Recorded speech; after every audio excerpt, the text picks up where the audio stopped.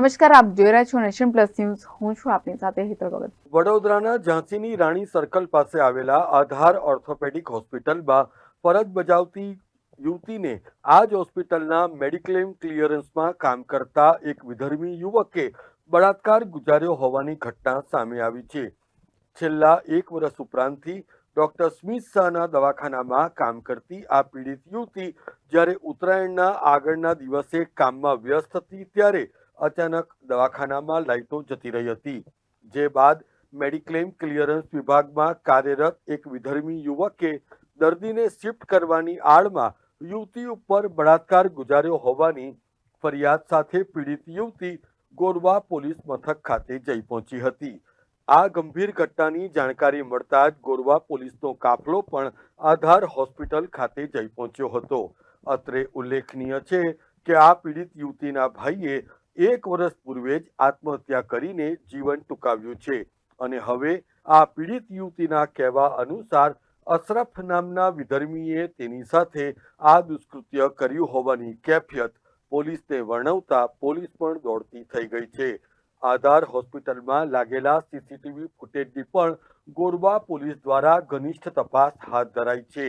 પરંતુ પીડિતના ભાઈ દ્વારા નેશન પ્લસ ન્યૂઝ સમક્ષ ચોંકાવનારો ખુલાસો કરતા જણાવ્યું હતું કે ડોક્ટર સ્મિથ શાહ આ પીડિત યુવતીને બદલે આરોપીની તરફેણ કરી રહ્યા છે.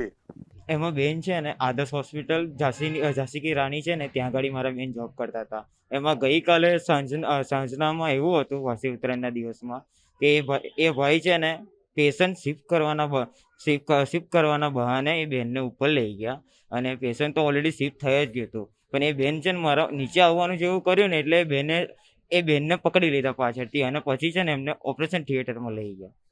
એના પછી એમને શું કર્યું એ પછી બેને છે ને કશું સાંજે તો કશું ના કીધું પણ આજે મોર્નિંગમાં મને મેસેજ આવ્યો. એકચ્યુઅલીમાં એના ભાઈએ તો સુસાઇડ કરેલું છે. જસ્ટ વર્ષ હજુ હમણાં થયું છે. હું એનો મામાનો છોકરો છું.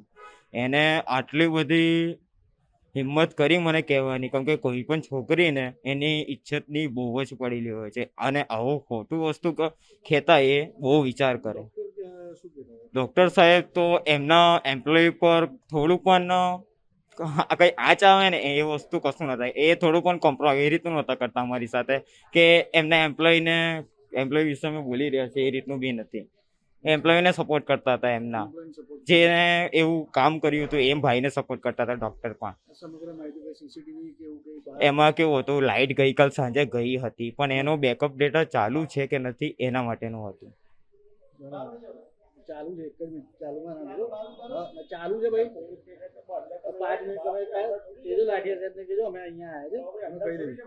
એમાં છે ને એવું હતું કે ગઈકાલ સાંજે લાઇટ હતી નહીં ને એટલે એ વસ્તુ એમાં ઓપરેશન થિયેટરની અંદર છે ને કેમેરા નથી. ખાલી બહાર એ બેનને લઈ ગયા છે એ વસ્તુ ખાલી જાણ થઈ શકે આપણાથી કે બનાવ એ રીતે ચાલુ થયો હતો, સ્ટાર્ટઅપ થયું હતું. બસ ખાલી હજુ એનું બેકઅપ માટેનું કશું થયું નથી પણ થવાનું કીધેલું પણ છે. અને આપણે અહીંયા આગળ પોલીસ સ્ટેશનના પણ આઈટી ડિપાર્ટમેન્ટમાં પણ આપણે જાણ કરી દીધેલી છે કે ત્યાં આગળ જઈને બેકઅપ જલ્દથી જલ્દ લઈ શકે.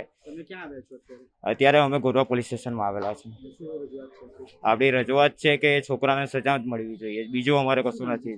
છોકરાનું નામ નથી, ખાલી એની છે ને અમને કઈ જાતિનો છે એ ત્યાં આગળ છે ને બધાના મેડિક્લેમ્સ આવે ને મેડિક્લેમ એપ્રુવ કરે છે પાસ આઉટ કરવા માટેના. એ કામ કરે છે છોકરો ત્યાં આગળ. મારા બેન દેખો ને લાસ્ટ વર્ષથી ત્યાં આગળ કામ કરતી હશે. કેમેરામેન નવનીત પરમાર સાથે Satyam Nevaskar, nation plus news, Vadodara. સમાચારોના સતત અપડેટ મેળવવા માટે અમારી નેશન પ્લસ ન્યૂઝની યુટ્યુબ ચેનલને સબસ્ક્રાઇબ કરો, બેલ આઇકન દબાવો અને જોડાયેલા રહો ફેસબુક, ઇન્સ્ટાગ્રામ અને ટ્વિટર પર.